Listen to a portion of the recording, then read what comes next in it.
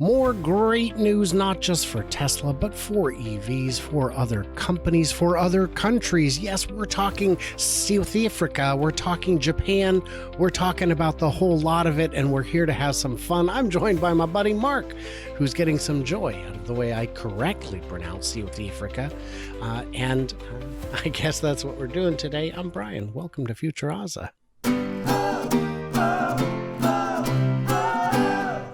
Oh, Mark, you only encourage me. It's South Africa. I can't even say that. Well, I've watched District 9 and Chappie, so I have a distinct advantage. Now, let's start with the easy good news. Did you know that Tesla has topped the customer satisfaction index for luxury vehicles, tied with Mercedes-Benz? Exactly. And this is actually, they got a pretty good score and actually tied last year's score. So they've kept up the high standards now for 2 years in a row. Amazing. And it's surprising because when you're in the luxury category, people expect luxury.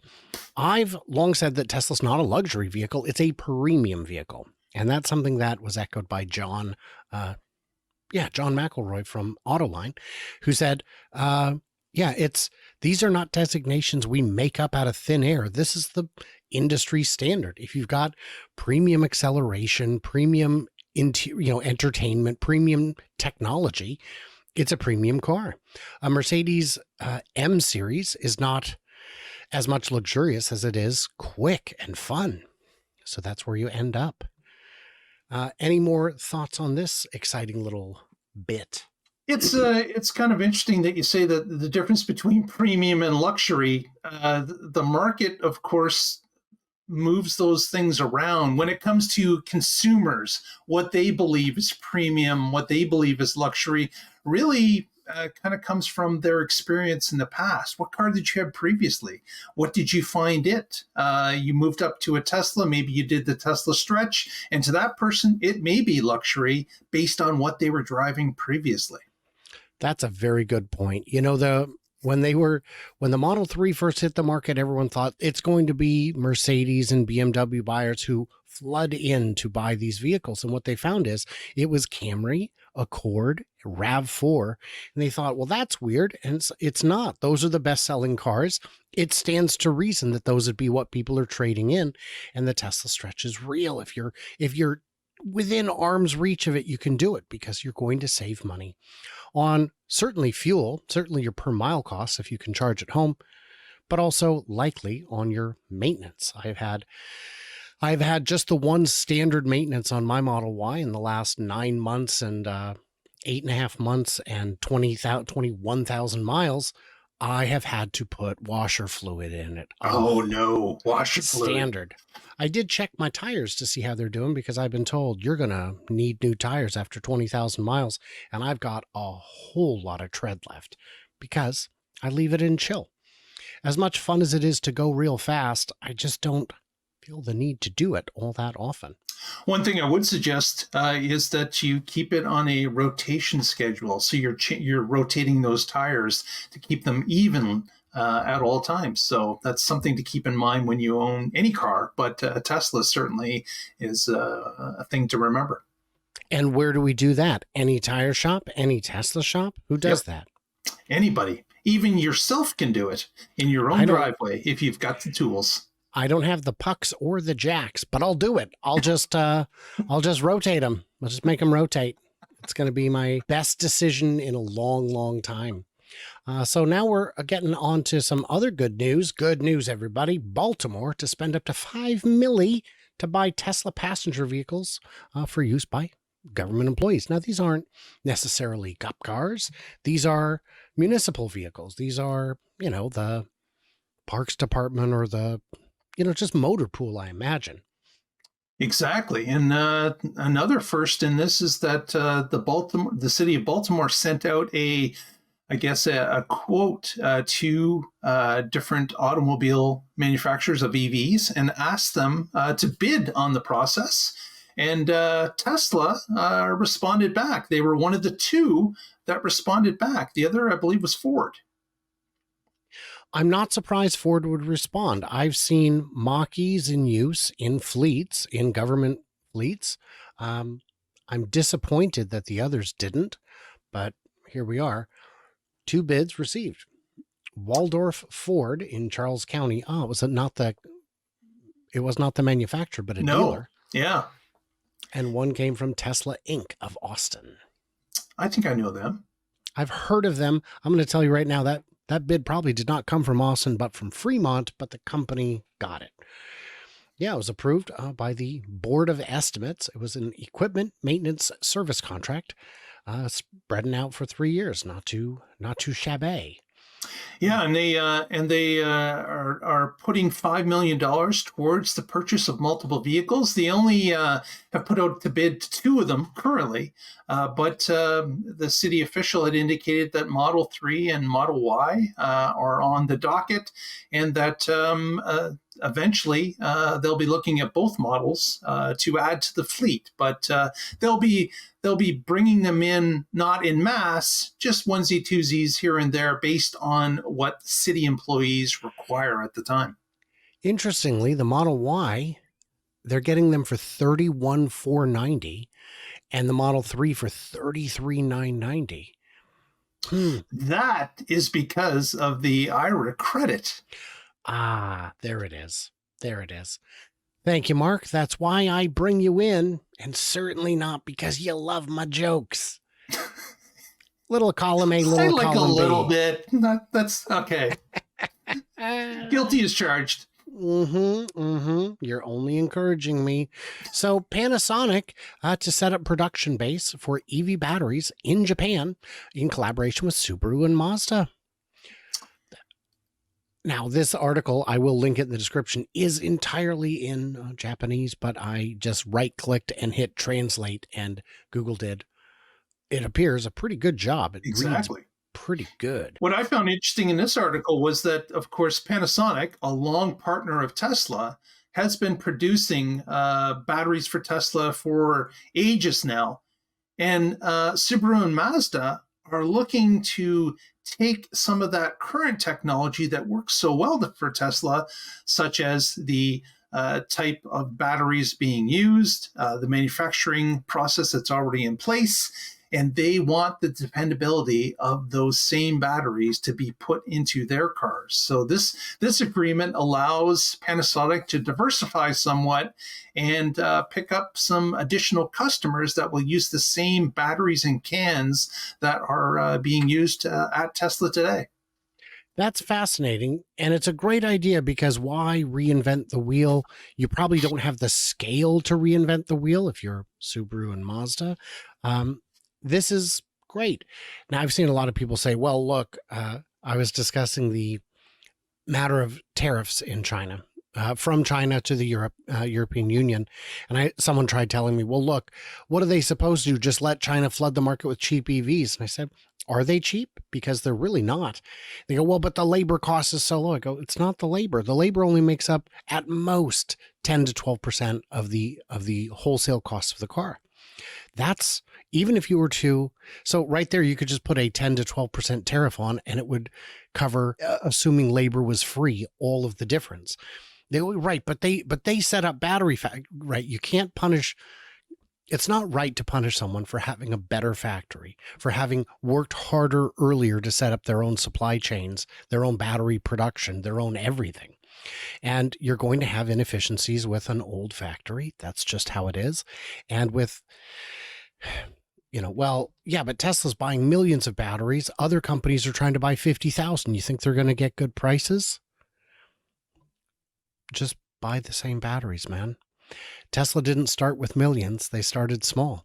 Ford and GM had big partnerships to get a cajillion batteries. And every time they've left the battery suppliers holding the bag. And if I was a big battery company, I would be extremely hesitant to make any kind of long-term contracts with any of these companies that aren't all in on EVs, because I just don't know how bad they're going to rake me over the coals in the future. Okay, so now we're on to the African country, and I just now realized it's not South Africa, it's Ethiopia. What? The whole South African joke is no good? It's no good. It's no good. And I don't know how I goofed it up. I know I was researching South Africa petrol bans, and I couldn't find anything because you know how I feel about single source rumors. I'd only seen one article about it. And of course, in doing my digging, I now realize that the reason is I was searching for the wrong country. I know what happened. You saw Africa and thought District 9 and immediately jumped into South Africa. It must have been, or because Elon is from South Africa. I don't know what it was, but at any rate, Ethiopia is moving towards electrification at lightning pace. You guys. Banning the sale of internal combustion powered vehicles immediately. So this was something where the government decided we're not going to import any more gas vehicles. Ethiopia, which does not produce fuel but imports it, says, you know what? This is too expensive. We can't do it. So that's interesting. Yeah, the amount of fuel that they import, apparently almost half of it, if not a little bit more, goes towards transportation alone. So the import is, if you could curtail that, you could end up saving yourself quite a bit of money by not having to import half the amount of fuel that you currently are doing.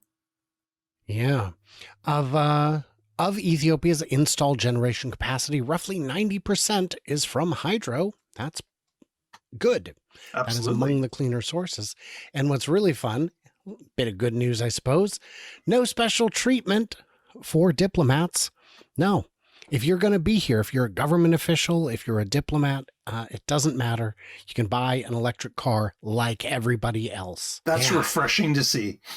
It is. And I think it would be fun if they said only for 5 years. And then after that, you can buy gas cars again, but there won't be any gas stations. But yeah, Ethiopia is actually, probably the first country in the world to ban importation of internal combustion, while most countries have pledged to do so by 2030 or beyond, many at 2035 and even beyond that. They're saying, nope, we're going to do it right now. In light of the pressing challenges posed by climate change and Ethiopia's commitment to contribute to emission reduction and transition to renewable energy, the importation of vehicles using petrol and diesel is prohibited. All those with diplomatic privileges are required to continue importing only electric vehicles. And if you're going to import one, why not start with the best? Yeah, no comment. We don't need to. We've done 2 shows on the Buzzforks. I think that's sufficient. Look at that. Just a lineup of 2. Okay, well, I guess that's not a lineup. It's not quite a lineup, is it? It's more of a couples party. You can understand Ethiopia's motivation for all this.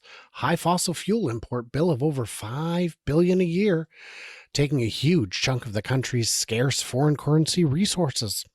So, exactly. And if you've got 90% hydropower producing your own electricity, and you've got some biomass ability to produce electricity as well, this is a win-win for everybody because the money stays in your country and you don't have to reduce your foreign currency in order to supply transportation to the public. It makes sense to me. It's much quicker to add solar and wind generation than any other kind of power. Last year, was it last year or last month? I think it was last year. I had a story about this the other day. The UK, China brought on more renewables than the UK consumes in total. They brought on a UK worth of renewables. That's a lot. Yeah. Now they have the advantage of making all the solar panels domestically, and most of the wind turbines in the world, I believe, are also made in China. But they are, going a little bit gangbusters. And don't forget public policy. They have the ability to control, being the type of government they are. Yes. We have carrots and we have sticks, but you must choose one. There is no third option. You don't get to just wait. So it'll be interesting to see Ethiopia bringing on more renewables because those can fill the gaps more easily. And, hydro is wonderful, but it's real hard to bring on new hydro these days on account of all the land being kind of used. Not very many fertile basins with water running through them that aren't also full of people. Exactly. And of course, the scale of them, the time it takes to engineer, put in place. You're talking multiple years, but with a solar installation, you can put that up in a matter of weeks or months. Yes. And the difference between a 99.999% complete nuclear plant is that it produces 0 watts. But if you get 10% through your solar farm and run out of money, you produce 10% of what you expected. Yep. It makes it very cheap, easy, and most of all, investor friendly, because investors are not concerned that they're about to lose everything. Right.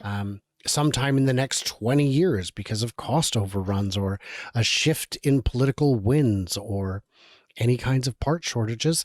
And I love my nuclear fan brothers, but my gosh, you guys, we have to look at the reality. It doesn't have to be either or. We can pursue both. But in the meantime, we are pursuing renewables because they're so quick and easy to do. And then we would get back into negative pricing like we discussed yesterday. Yeah. Where people in South Africa might have little windows where they could charge a little bit for free or get paid to charge. South Africa or Ethiopia? The southern part of Ethiopia, but also the northern part of Ethiopia. I appreciate the correction. I was so excited. I don't know, man. This is another one of those long days. This is 5, 6, 7, 8 videos I think I've made today. 8. This is my 8th video today. So you've committed now to putting out 8 videos a day, right? Is that what I'm hearing? No, not all of them were from my channel. I've had people complain that I don't work hard enough and that I should. One guy said I should put out a video a day, and I was like, "Do you not know what I do? You know who I am? Have you seen my video? Really?" Well, he knows who I am, but he doesn't watch the channel clearly. And I decided to count up and see how many guest appearances I do on other channels, and it appears to be around 250 a year. So I'm clearly someone that's not watching people's... everything you're doing. Clearly, he doesn't watch much of what I do, but boy is he loud. So that's important, I suppose. I'm sure in real life he's a pussycat, but I've never met him in real life because of reasons that, if I made clear, would elucidate who I'm talking about. So, yeah, you guys, I guess the last bit of super exciting news, and I know I said this yesterday, is that I will be going to Florida for the Cyberfest. It's going to be a lot of fun. Let me know if you're going. Tell me in the comments that you're going, or if you're going to have a doctor's note excusing you from this absence, because clearly you should be there. It's going to be a lot of fun. If you're anywhere within driving distance, come on out. We'd love to have you. And I'm really interested to see how many of the Connecticut contingent will be coming out. They've got 134 trucks. That was a joke from yesterday, but it's it's good. Go back and watch yesterday's show, you guys. It was great. And it's been a week. They probably got more than 134 now. We'll see.